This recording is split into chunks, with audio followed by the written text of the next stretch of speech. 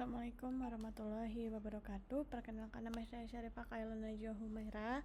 Kali ini saya akan menjelaskan praktikum mobile dalam pertemuan 4. Nah, tujuan dari laporan praktikum ini adalah memberikan penjelasan secara menyeluruh mengenai maksud, langkah, serta hasil diperoleh dari kegiatan praktikum.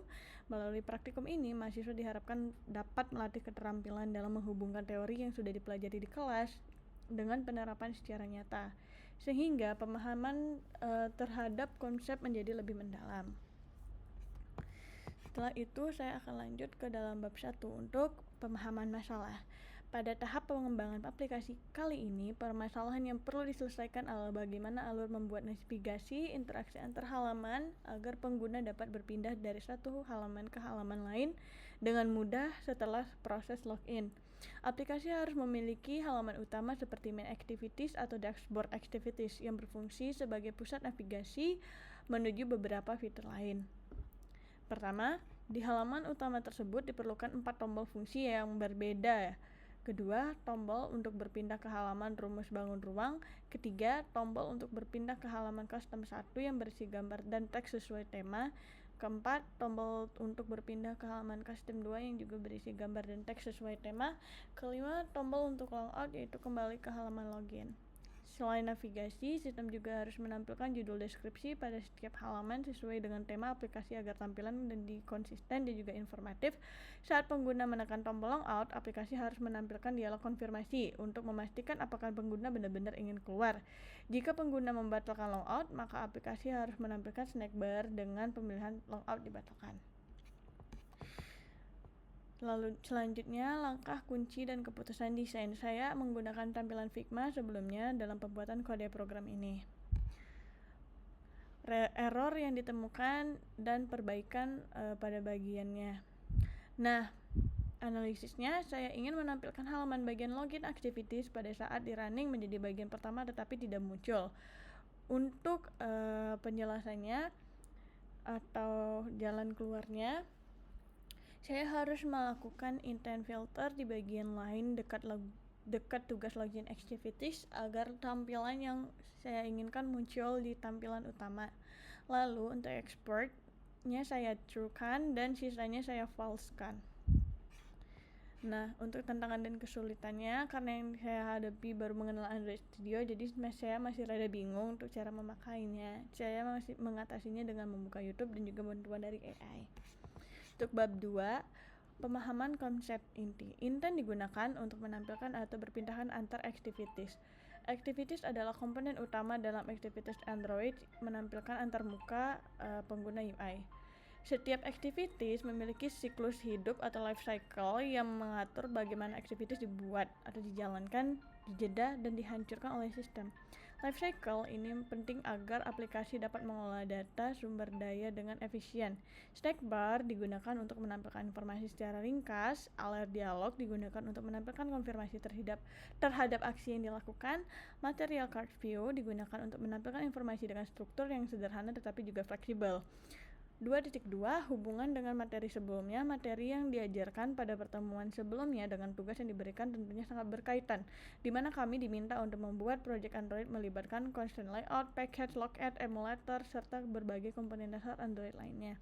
Materi tersebut menjadi dasar penting memahami struktur kerja aplikasi Android ini. Pada materi kali ini, pembahasan berlanjut ke tingkat yang lebih dalam, yaitu intent, lifecycle, activities, dialog, dan juga pop-up components, alert dialog, serta material card view. Melalui materi ini, kami belajar bagaimana setiap komponen saling berinteraksi, siklus hidup aplikasi, bagaimana cara berpindah antar activities menggunakan intent, serta bagaimana menampilkan pesan konfirmasi kepada pengguna melalui dialog dan juga pop-up. Selain itu, pengguna material card view juga diajarkan untuk mempercantik halaman aplikasi agar menarik dan sesuai standar desain modern Android. Selanjutnya, saya akan menunjukkan kode program saya dan juga kode program saya sedikit, dan juga saya akan melihatkan tampilan output yang telah saya lakukan.